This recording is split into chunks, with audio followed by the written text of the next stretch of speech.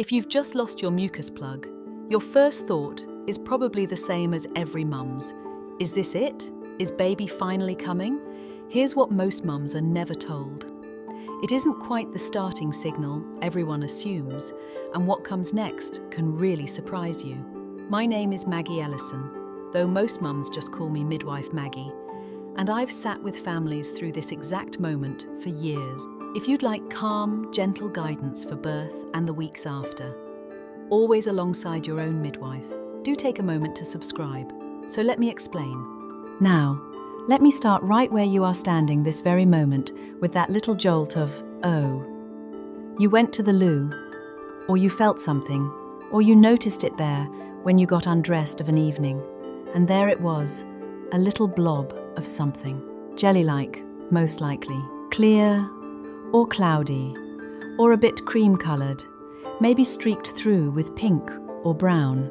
And your heart gave a great leap, and every thought in your head rushed to the very same place at once.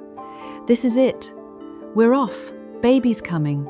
And I want you to take one slow breath with me, right now, because the truth of this is gentler and slower and a great deal less alarming than that leap of the heart is telling you. So let me tell you plainly and simply what that little blob actually is. For once you understand it, the whole thing stops being frightening and starts being rather a wonder. All through your pregnancy, right from the very early weeks, your body did a clever and a quiet thing. At the neck of your womb, the cervix, that firm little gateway that has stayed closed and long and tightly shut to keep your baby safe, your body gathered up a thick plug of mucus and set it there snug like a cork pressed into the neck of a bottle. And its whole purpose, its one faithful task for all these long months, has been to seal that gateway and keep the outside world out. It is a barrier, you see. It keeps germs and infection from travelling up into that warm, safe place where your baby has been growing. The old midwives had a name for it, the operculum, which is only a grand old word that means little lid. And that is just exactly what it has been. A little lid holding your baby's door shut fast. Now stop and think a moment on how faithfully that small thing has done its work. Month upon month, while you grew and stretched and felt those first faint flutters turn into proper kicks and rolls and hiccups, it sat there, quiet as anything, guarding the door. You never knew it was there. You never once had to think of it. And now, near the end of it all, it has come away. And that coming away is not a fault, and it is not a warning bell, and it is most certainly not an emergency. It is your own body beginning, ever so gently and in its own good time, to unseal the door it has kept shut for 9 long months. That is all it is, a door, easing open. And I think that is a good and a gentle place to pause for just a moment before I tell you what comes next. Just a quick word before we go on. The gentle ladies of getting ready for the big day and settling in with a new little one. The things I've learned from years of sitting with families, there is far more of it than one video could ever hold. I wrote it all down, the whole of it, in a book. The link is pinned in the comments below. The book is the long version. If you want it, it is there. This is gentle guidance, mind, not medical advice. Always check with your own midwife or doctor. I won't bring it up again. Now, let me tell you what this thing actually looks like, because I know that is half of what you are wondering. Was that really it? Or was it only the ordinary discharge of late pregnancy? Your mucus plug can come away all in one piece, a single blob about the size of a 50p coin, or the top of your thumb, a clot of thick, stringy, jelly-like mucus. Or, just as often, it comes away in dribs and drabs, over hours, or even days, a little at a time, so that you scarcely notice it going at all. Either way is perfectly normal. There is no right way and no wrong way for it to happen. As for the colour, well, it can be a good many things, and very nearly all of them are nothing at all to fret over. It may be clear, like raw egg white. It may be cloudy or creamy, or a soft off-white.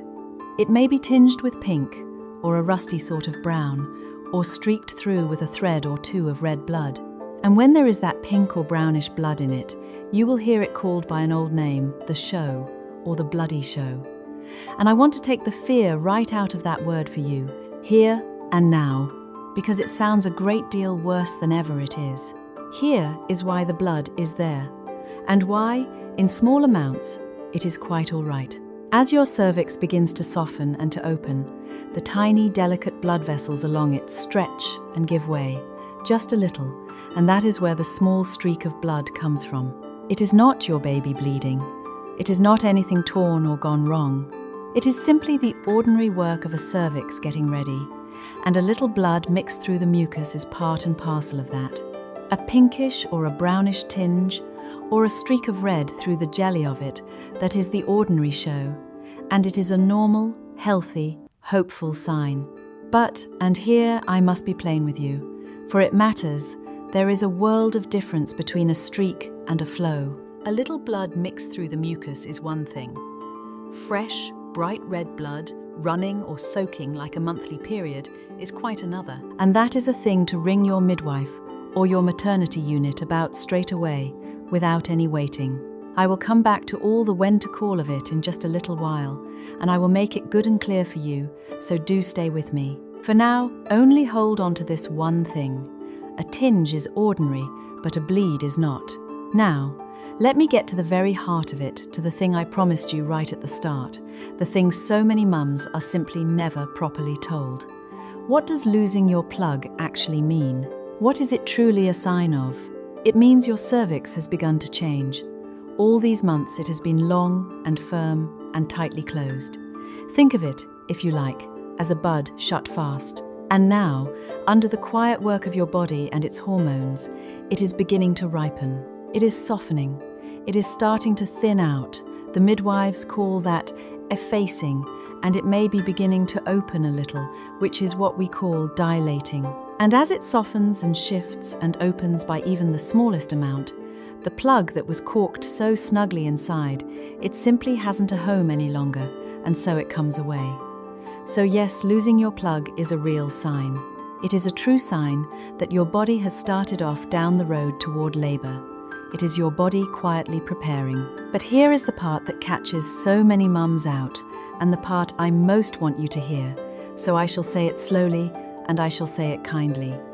Losing your mucus plug is not the starting gun. It does not mean labor is today, it does not mean labor is tonight, and it does not on its own mean labor is even this week. I have sat with mums who lost their plug and held their baby in their arms by the very next morning. And I have sat with just as many who lost their plug and then waited a week and then another week still round, still pregnant, and beginning to wonder if this baby would ever come at all. Both of those are entirely normal, both of them. Losing your plug tells you that your body has begun to get itself ready, but it does not tell you the day, and it will not tell you the hour. It is not the train pulling into the station. It is the far-off whistle that tells you the train has set off somewhere down the line. It is coming, right enough, but you have some time yet. And this is truer still, if this is your first baby. With a first baby, the cervix tends to take its own slow and careful time over all this ripening, and mums quite often lose the plug a good while, sometimes a week or even 2 before labour truly gets going. So if you have lost yours and then nothing much has happened, please do not go thinking that something has gone amiss. Nothing has gone amiss at all. Your body is simply taking the unhurried road, which is very often the road a first baby likes to take. There is one more thing about that little plug that eases a great many worried minds. So let me be sure to give it to you. You may be sitting there thinking, well, if the plug was keeping infection out all this time and now it is gone, is my baby suddenly left unprotected? Am I in some sort of rush now? And the answer, my love, is no. You are not. Your body is a far cleverer thing than that. It carries right on making mucus, and the plug can, and often does, partly renew itself. And beyond that, your baby is still cushioned and sealed within the waters, the amniotic sac, as safe and as snug as ever they were. So losing your plug does not throw any door wide open to harm, and it does not put you on any clock at all. You need not go dashing for your hospital bag on account of the plug by itself. There is no rushing in any of this.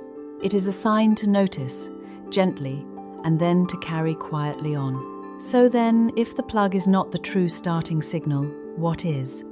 What are the signs that labor is genuinely on its way and drawing near? Let me give you the ones that truly matter, so that you know just what you are watching for. The first and the surest of them is your contractions. Not the odd tightening you have very likely been feeling for weeks now, those practice tightenings, the ones called Braxton Hicks, that come and go as they please and ease right off when you move about or lie down to rest. No, I mean contractions that settle into a rhythm and will not be talked out of it. Contractions that come along regularly, that grow longer and stronger and closer together as the hours go by, that you cannot walk off, nor bathe away, nor sleep through. That building, gathering, rolling rhythm that is labor, finding its feet at last. That is the sign to watch for above all the others. The second is your waters breaking a sudden gush, or else a slow and steady trickle of fluid that you cannot hold back the way you could hold back a wee. That is the amniotic sac releasing its waters, and it is a thing to tell your midwife about whenever it happens, whatever else may be going on at the time. And there are one or two other quiet signs too that often keep company with all of this, and it does no harm at all to know them. A low, dull ache in your back that comes and goes like a tide a great many mums feel, that as things begin to stir, a loosening, a heaviness low down, as though baby has settled a good deal deeper into your pelvis, which indeed they may well have done, dropping down and engaging, all ready for the off. A sudden burst of energy, or that very nesting urge I spoke of, to scrub and sort and ready the house from top to bottom. And for some mums, the very opposite of energy, a day or two of the tummy running a little loose, which is only your body clearing itself out and making ready in its own homely way. Now, none of these, mind, is the starting gun any more than the plug itself is. They are every one of them, just the quiet gathering of a body getting itself ready. But together, all of a piece, the plug and the ache and the dropping down and the tightenings beginning to build together, they paint the picture for you and they tell you the road is very nearly run. And so you begin to see the true shape of it. The plug coming away is but one small piece of the whole picture, a helpful, hopeful little sign that things have begun to stir. But it is the contractions settling into their steady rhythm, and it is the waters that tell you the day has truly and properly arrived. When the plug goes, and then the tightenings begin to build and gather and roll, well then you may let your heart do its little leap, and know in your bones that you are close now. Now, I did promise you I would be good and clear about when to reach for the telephone, and I always keep my word, for this is the part of it that matters most of all.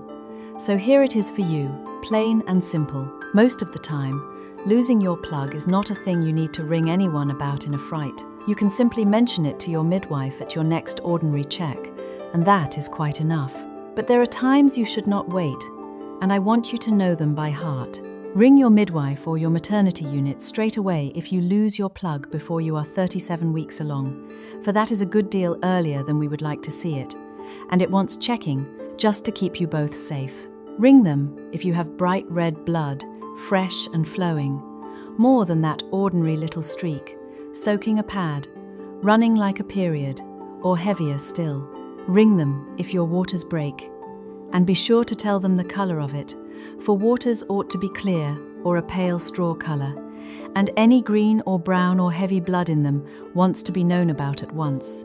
And ring them, above everything, if ever you feel your baby moving less than usual or differently than is usual for them, that one you never ever wait upon, plug or no plug, for your baby's movements are the truest daily sign of their well-being that there is.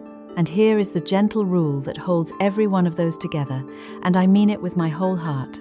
If ever you are unsure, if ever something simply does not feel right to you, you ring. That is exactly what your midwife is there for.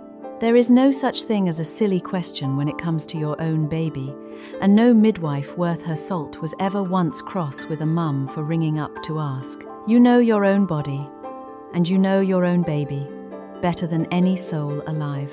So if the feeling in you says ring, then you ring, always. Now, supposing all is well, the plug has come away, there is no bright bleeding, your baby is wriggling about as merry as ever, and you are simply sitting there with the new knowledge that things have begun. What is it you should actually do? And the lovely answer to that is very little, and all of it gently. Carry on with your day, my love. This is not the moment to sit rigid on the edge of the sofa, staring at the clock, willing the contractions to start. And your body labors best of all when it is calm and unhurried and unafraid. So do the ordinary things. Have something good to eat. Have a warm bath if it soothes you.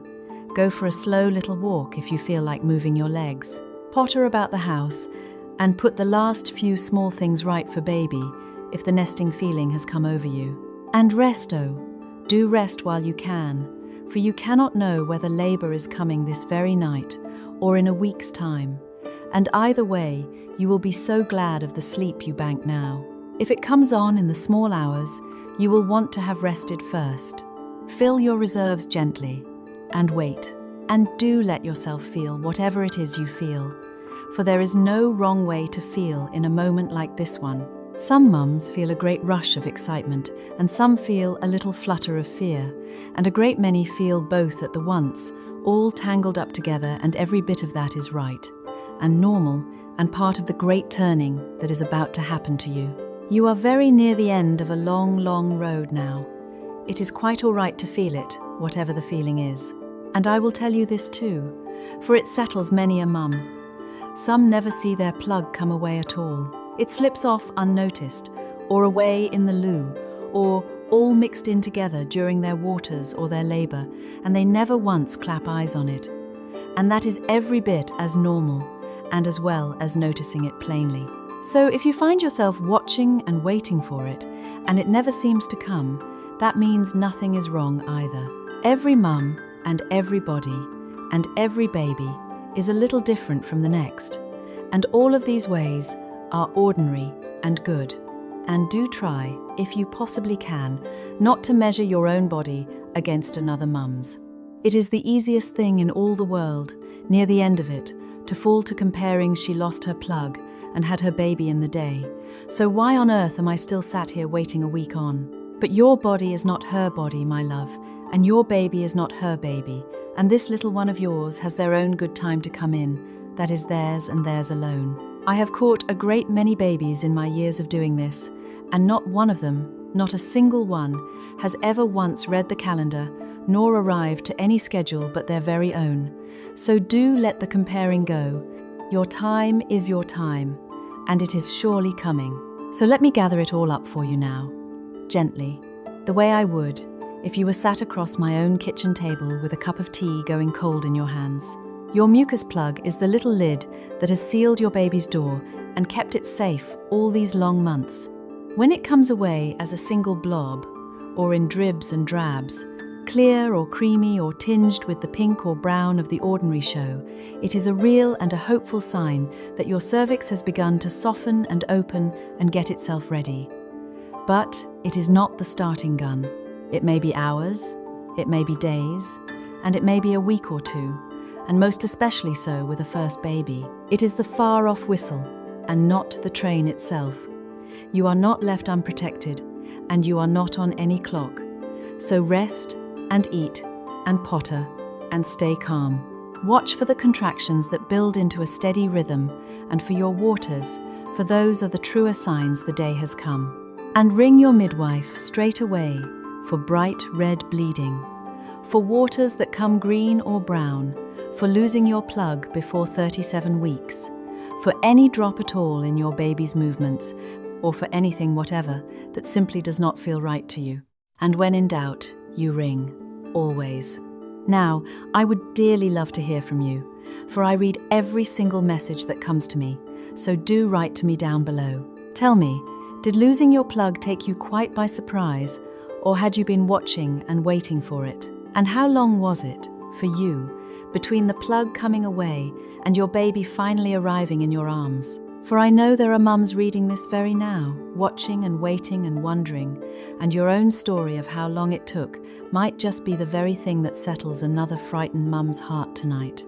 And tell me too whereabouts in the world you are writing from, for I do so love to see how far these words travel, and to know that the mums I am sitting with are scattered all over the earth, each one of them waiting on her own little one. I read them all, every last one. And next time, I should like to sit with you and talk you gently through the very things so many of you ask me about, with a flutter in your voice, how to tell the difference between those practice tightenings and true, proper labour, and when the moment has really come, to gather up your things and go. For that is the next worry along this road, and I should like to ease it for you before ever it arrives. And know this, my love, wherever in the world you happen to be sitting as you listen to me, you are not on your own in any of it, not for a single moment. Women have walked this very road since the beginning of all time, each one of them waiting on her own child, each one wondering just as you are wondering now, and they have come through it, near everyone, and so, my love, shall you. Until then, be gentle with yourself and be patient with your baby, who is coming along in their own good time. Your body has done this clever, quiet, faithful work for 9 long months now, and it knows the way from here. So do rest and trust it. All is well, my love, and all shall be well.